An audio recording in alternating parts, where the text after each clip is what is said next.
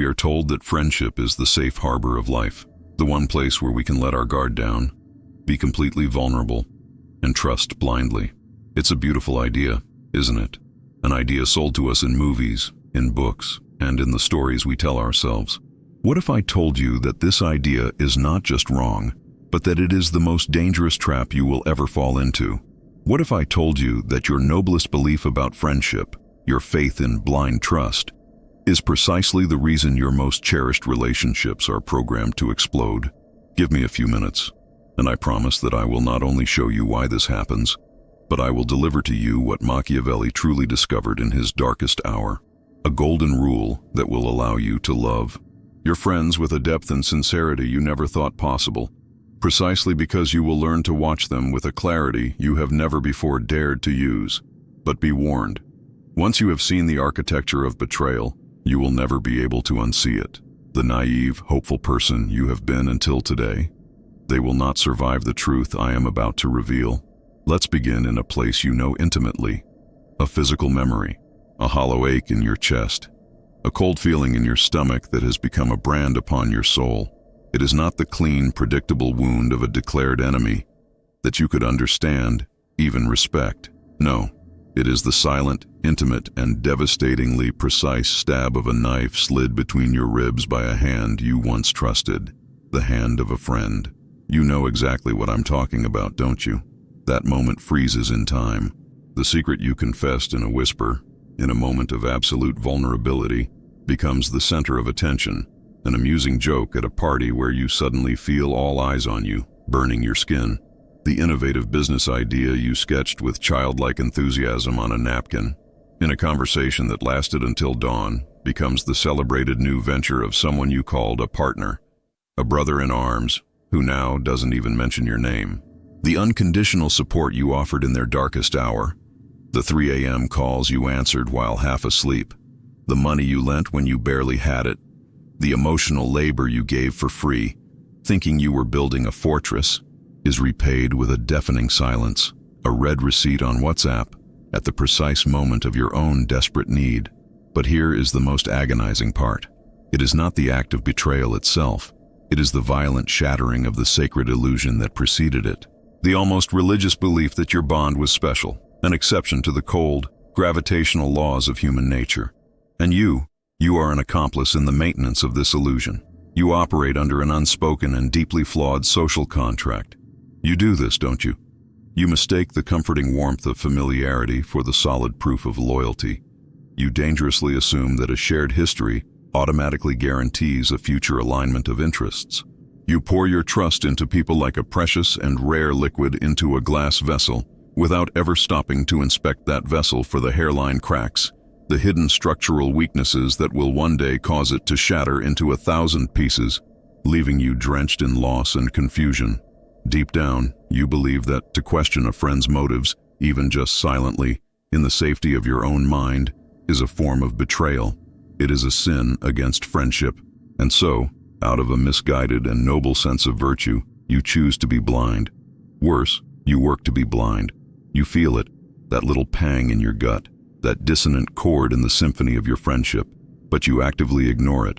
It's that almost imperceptible gleam, a micro flicker of envy in their eyes when you announce a promotion or a new happy relationship. It lasts only a second, but your soul registers it.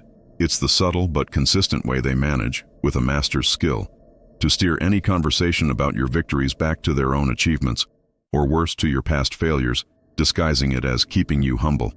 It's their new and unexplained closeness with people who you know, with absolute certainty, do not have your best interests at heart. And when you confront them, they tell you that you're being dramatic.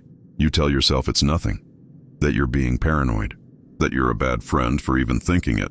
Because the alternative, admitting that the person you trust most in the world might in fact be a latent and potent threat, is simply too existentially painful to contemplate.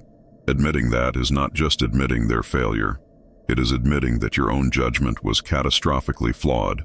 And this willful blindness manifests in a gallery of viscerally recognizable scenarios in our lives. Think of the loving saboteur. This is the one who, under the cloak of the deepest and most sincere concern, plants seeds of doubt to stunt your growth, Are you sure you really want to apply for that master's program? It's so competitive, and I would hate to see you get disappointed. The words are woven with the thread of love, but the underlying motive, often unconscious even to them, is a desperate fear that your success will force them to confront their own stagnation. They need you to stay where you are so they can feel good about going nowhere. Think of the revisionist historian. This is the friend with whom you built something from scratch, be it a creative project, a company, or even a social circle. In the beginning, the effort was 50-50, but as soon as success and recognition arrive, the story begins to subtly change in public. Your contributions are minimized, turned into footnotes, while they position themselves as the sole visionary. They tell you with a pained expression that it's just simpler for the brand narrative, and you, wanting to avoid conflict, accept it. Think of the trafficker of vulnerabilities, the person in your inner circle to whom you confessed your deepest insecurity, your darkest fear. Later, at a dinner or a party, to make themselves seem interesting or insightful, they serve up your vulnerability as a delicious canapé, a piece of social currency to buy a moment of attention or laughter, leaving you naked and exposed under the lights. But here is what no one tells you about the real hidden cost of this pattern. It is not just the acute pain of a single betrayal. It is a deep and lasting corruption of your ability to connect with other human beings. Betrayal, realize now, inflicts not one, but 3 distinct and venomous wounds. The first, and perhaps the cruelest, is the wound to the past. The act of betrayal functions like a time-traveling virus. It races backward through your memories and corrupts everything it touches. Every shared laugh, every moment of support, every cherished experience is now irrevocably stained with suspicion. You are forced to become a forensic detective of your own happiness, to question, that time they helped me, was it genuine, or were they banking credit? Was that compliment sincere, or was it condescending? Was any of it ever real? This is a form of theft from which it is impossible to recover. They don't just steal your present, they steal your history. The second is the wound to the present. This is the immediate chaos, the battlefield of the betrayal. It is the emotional turmoil, the social reconfiguration, the practical damage. It is the lonely, disorienting work of having to rebuild a part of your life, a support wall that you thought was solid granite, and which turned out to be cardboard. It is having to explain to mutual friends what happened, and watching some of them pull away from you for not wanting to take sides. But the third wound is, by far, the most dangerous of all, the wound to the future. Every significant betrayal leaves behind a thick and ugly scar of cynicism. This scar is like an armor you build around your heart. At first, it feels protective, but over time, it becomes heavy. It hardens you, making you fearful of being vulnerable again. It makes you hesitant to share your victories for fear of inspiring envy. It makes you suspicious of every new act of kindness, wondering, what do they want from me? The final cost is not just losing a friend, it is the slow, tragic death of your own capacity for deep friendships. You retreat into a smaller, safer, and infinitely lonelier world, fundamentally convinced that genuine, lasting loyalty is a childish myth, and this brings you to a crossroads. You can allow your past wounds to transform you into a paranoid hermit, forever imprisoned by your scars. Or you can do what a true strategist does. You can study the intricate mechanics of your defeat to create a system that makes such a defeat impossible in the future. This brings us to our first and most important paradigm shift, the shift that underpins everything that will follow. The goal is not, I repeat, not to stop trusting people. That would be to surrender to the wound to the future, to live in that cynical prison. The goal is to stop giving your trust away blindly, cheaply, and for free. True friendship, the kind of bond that can actually withstand the brutal tests of a lifetime, is not built on the fragile and naive foundation of unconditional trust. It is built on a far more powerful foundation, a foundation of what I call strategic love. And don't be fooled by the word. Strategic love is the paradoxical and potent combination of a deep, genuine, and unconditional affection, existing side by side with a clear-eyed, unsentimental, and absolutely conditional trust. It is loving the person in their totality, while managing the trust with the precision of a general. To understand how to build this new foundation, you must first become a master diagnostician of failure, and that is where our journey takes us next. To build a fortress, you must first understand the anatomy of the cannon that brought the old one down. To build unshakable friendships, you must first dissect, without sentimentality, the reason good friendships crumble. And for that, we must return to that cold, damp cell in Florence in 1513. Imagine Niccolo Machiavelli not just as a prisoner, but as a man who has lost everything. Before that cell, he was a figure of influence. He walked the corridors of power in the Florentine Republic, debated philosophy with the most brilliant minds of his generation, and believed passionately in the greatness of his city. He had enemies, of course, but he also had allies, and among them, there were friends. One of these men, whom we will call Francesco, was more than a colleague. He was a pillar in Machiavelli's world. Think of the more than a decade of shared experiences that build trust. The late nights spent over bottles of wine outlining strategies for the Republic. The times they defended each other in venomous political meetings. The private jokes, the shared dreams for Florence's future, the mutual belief that they were on the right side of history. Machiavelli did not give him his trust lightly. Francesco had earned it, or so it seemed. Then, power shifted. The Medici, Machiavelli's enemies, returned in force. And suddenly, Francesco, the friend, the ally, was confronted with a soul-defining choice, a choice we all fear, the choice between loyalty and survival.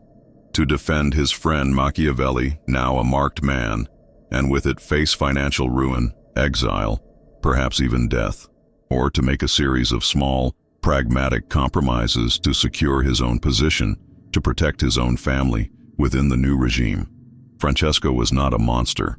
He was a man, subject to the crushing pressures of fear and the instinct of self-preservation, and he chose to survive. The betrayal was not a single event, a dramatic stabbing. It was a slow, poisonous cascade of compromises, each one making the next easier. First, it was silence. In a meeting where Machiavelli's name was slandered, Francesco, who knew the truth, remained silent. He probably told himself, what good would it do? It would only harm me too. The silence was the first crack in the dam. Then came omission. When questioned about Machiavelli's plans, Francesco conveniently forgot to share a piece of information that would have exonerated him. He rationalized, "It's not lying, I'm just being prudent.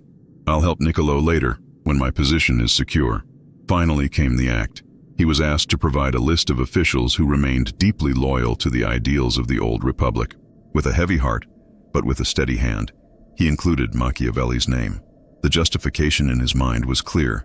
It's just a bureaucratic formality. Everyone already knows. This changes nothing, but it changed everything. He had signed his friend's sentence, not with hatred, but with the pragmatism of a survivor. In the darkness of that cell, tortured and abandoned, Machiavelli was struck by a horrifying and liberating epiphany. Francesco's betrayal was not an act of sudden hatred or spontaneous evil. He didn't wake up one morning and decide to be evil. His betrayal was the slow, predictable, logical, and almost inevitable result of a system where their interests, once aligned like two ships sailing side by side, were slowly pushed by invisible currents of fear and circumstance until they were on opposite horizons. Francesco didn't betray Machiavelli because he stopped loving him. He betrayed him because, when forced to choose between his friend's life and his family's future, the choice was already tragically predetermined by the structure of the situation. This painful analysis became the cornerstone of Machiavelli's profound understanding of human loyalty, and from here, he gave us the map. All betrayals by friends, when viewed with the cold, relentless eye of a strategist, derive from one of four predictable corruptions. You need to know them like you know your own face. The first and most common is the corruption by divergent interests. This is the tragic story of Francesco. It is the least malicious and, therefore, the most dangerously insidious. It begins when a friend's path to their own success, security, or happiness begins to silently diverge from yours. It could be a new job, a new marriage, a new phase of life. Slowly, circumstances create a zero-sum situation where a win for them is, directly or indirectly, a loss for you. The warning signs, conversations about certain topics become minefields. They avoid discussing your successes or theirs. There's a new set of friends whose values are antithetical to yours. The voice of this betrayal sounds like this: "Look, it's not personal, it's just business." Or, "Things have changed. We're just not on the same page anymore." The betrayal, when it comes, often seems to surprise them as much as it does you, because it feels less like a malicious choice and more like a sad, inevitable necessity. The second, and far more venomous, is the corruption by envy. Unlike the first, this is not rooted in rational self-interest, but in a dark and deeply personal emotional current. Discover this crucial truth. The envious friend does not necessarily want what you have. They simply do not want you to have it. Your success is not an inspiration to them, but a mirror that painfully reflects their own perceived inadequacies. This is the psychology of Schadenfreude, the secret pleasure derived from the misfortunes of others. The warning signs. They are the silent saboteurs. They give you a compliment with a bitter aftertaste. Wow, congratulations on the promotion. You must be under immense pressure. I hope you can handle it. They are masters of concern trolling. When you share good news, they immediately pivot the conversation to a problem, a risk, or a negative story of someone who failed at the same thing. They celebrate your setbacks with an almost imperceptible relief disguised as sympathy. This betrayal is rarely a single act. It is a war of 1,000 paper cuts, a slow, methodical campaign to keep you down so that they can feel better about their own stagnation. The third, and perhaps most tragic, is the corruption by weakness. Here your friend betrays you not out of malice, envy, or self-interest, but out of their own disappointing lack of character. They are the people who, when you are attacked by a more powerful figure, will remain silent because they fear the social or professional consequences of defending you. They are the ones who will buckle under pressure and agree to something that harms you, feeling terrible about it the whole time. The warning signs. A consistent history of avoiding confrontation at all costs. A tendency to always agree with the majority opinion in the room. They genuinely love you, but their love for you is simply not as strong as their fear of conflict, their fear of social rejection, or their fear of personal discomfort. The voice of this betrayal sounds like this: "I'm so sorry, I just couldn't," or in a private message later, "You know I'm on your side, but I couldn't say anything in there." Their betrayal is an act of omission, not commission. It is the support they didn't give, the truth they didn't speak, the stand they didn't take. And it is perhaps the most painful, because it comes not from an enemy, but from a friend who simply wasn't strong enough to be one when it mattered most. Finally, there is a fourth, uniquely modern and dangerous form: the corruption by ideology. This occurs when a friend becomes so consumed by a political, social, or religious ideology that the abstract principles of that belief system become more important to them than the concrete, personal bonds of your friendship. Their in-group thinking becomes so rigid that your failure to conform to their orthodoxy is no longer a simple disagreement. It is a moral failing, a form of contamination. The warning signs: a change in their language. They stop discussing topics and start reciting slogans and jargon. They develop a growing intolerance for any viewpoint that deviates from theirs. They begin to categorize the entire world into good people, those who agree with them, and evil people, everyone else. They will sacrifice your friendship on the altar of their newfound certainty, often believing they are performing a virtuous act. They betray you not for personal gain, but for what they see as the greater good, making them perhaps the most dangerous and unreachable of all. Now, seeing these four paths to ruin, a critical question emerges. A question we must ask ourselves before we can learn the solution. You must perform the necessary shadow work. You must ask, why am I so committed to the illusion of blind trust, even after being burned repeatedly? The uncomfortable truth is that we cling to it because vigilance is hard work. It requires emotional energy and mental processing power. But there's a deeper reason, a reason tied to our ego. It's what I call the ego fallacy, the belief that I am a good judge of character. Admitting that a friend could betray us is to admit that our own judgment is fallible, that we may have missed the signs. This is a profound blow to our ego. We prefer the narrative of being an innocent victim of a treacherous monster to the narrative of being a complacent participant in our own downfall due to a lack of discernment. The pain of betrayal is acute, but the shame of poor judgment can last a lifetime.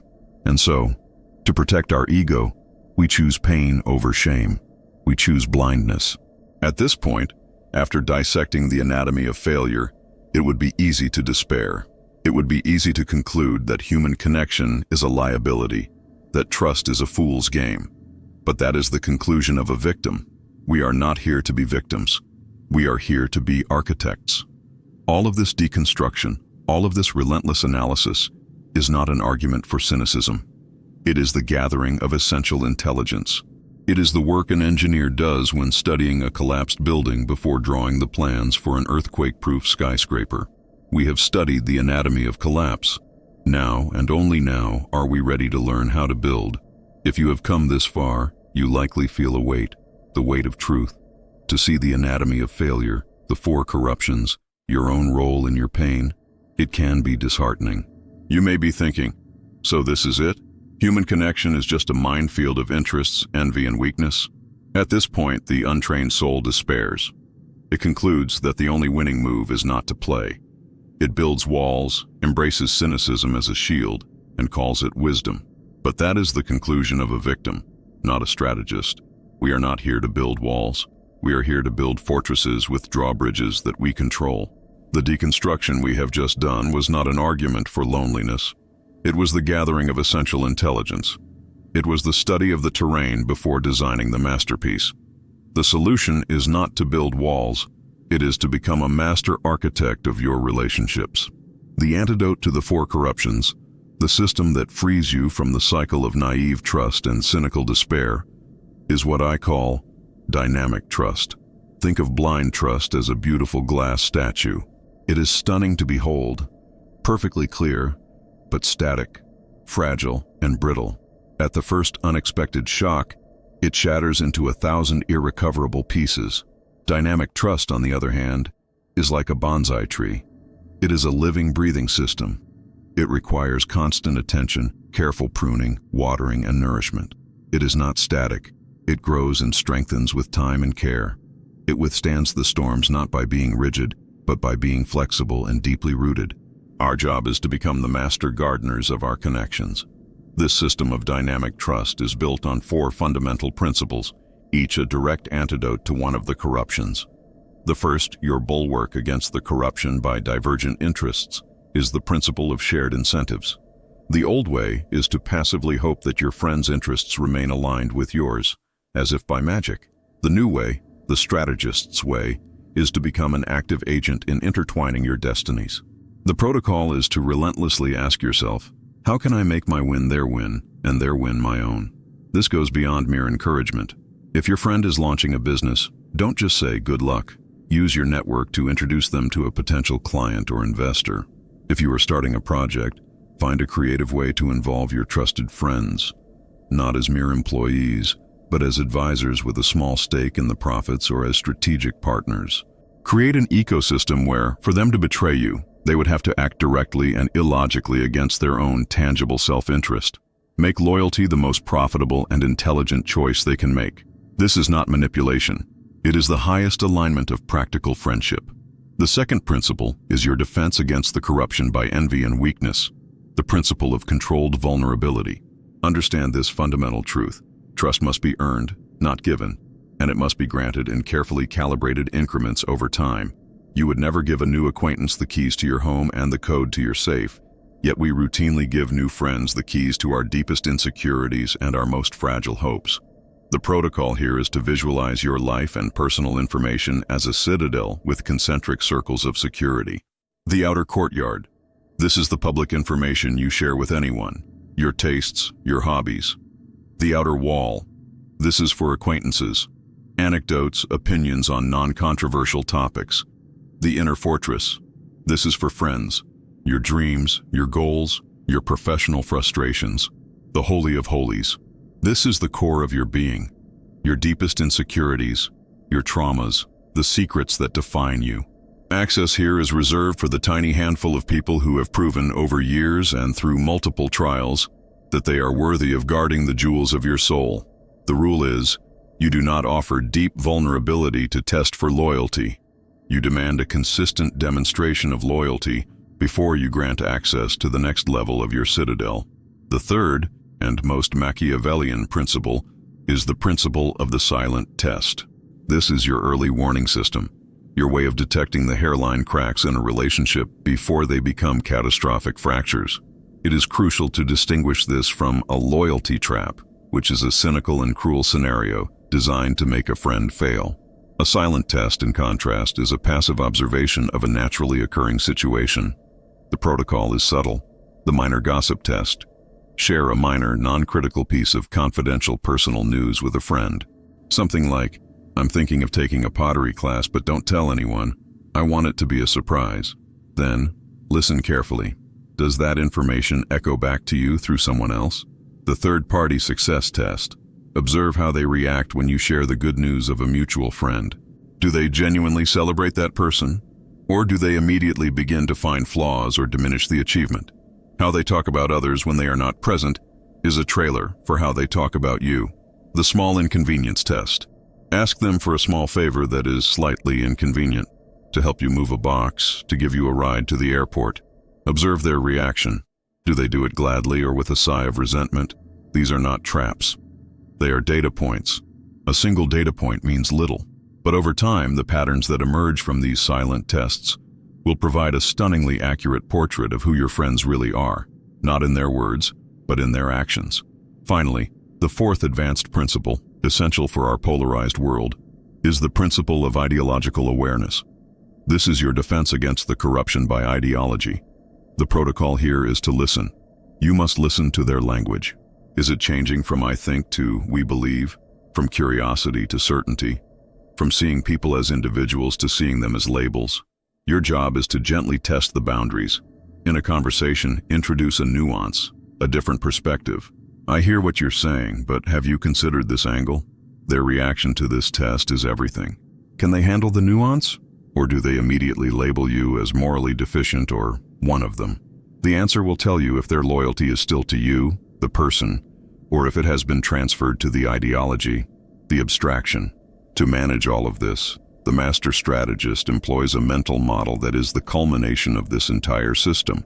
It is your most powerful tool. I call it the Machiavellian ledger.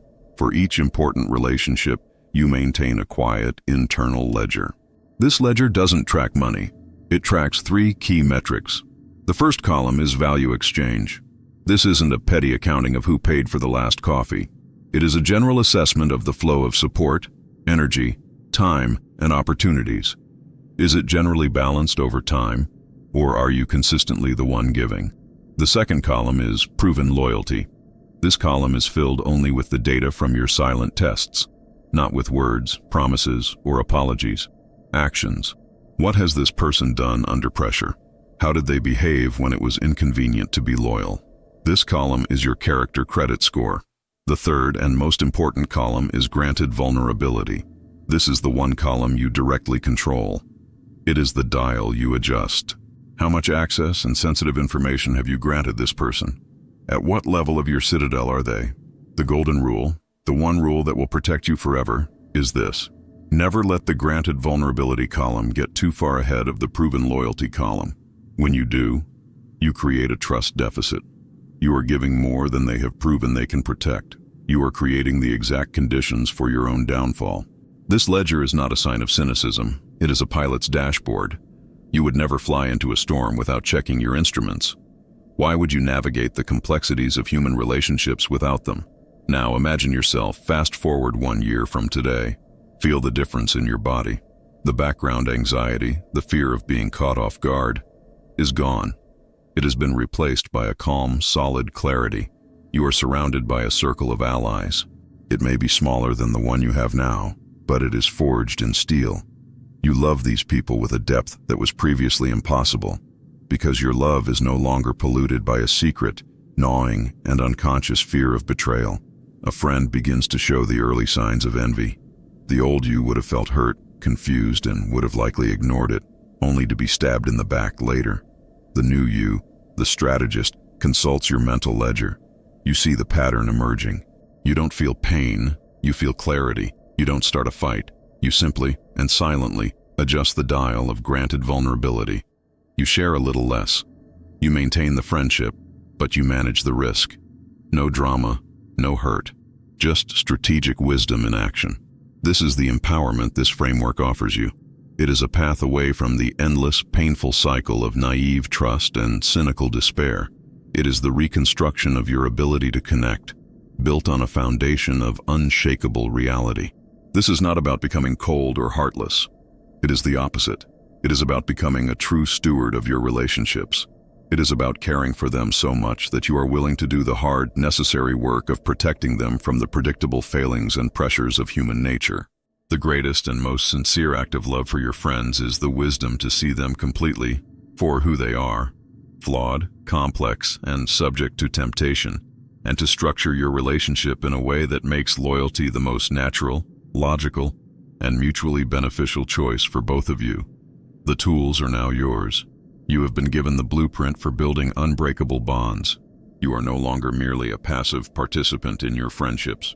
You have become their conscious and deliberate architect. Master this golden rule, and you will discover that the most profound and lasting form of love is a love that is fortified by unblinking strategic wisdom.